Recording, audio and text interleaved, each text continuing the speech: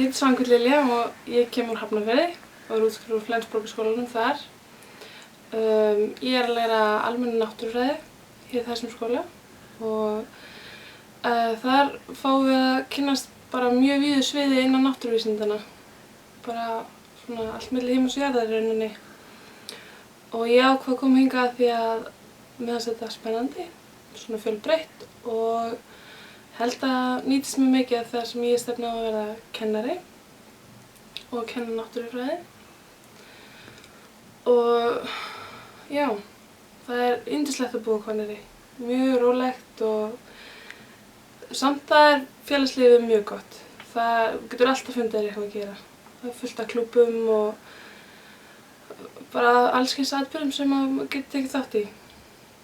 Og Hvanneyri er svona hæfilega langt frá Reykjavík og stutt í alla þjónustu. Og já, mér líður mjög vel hér.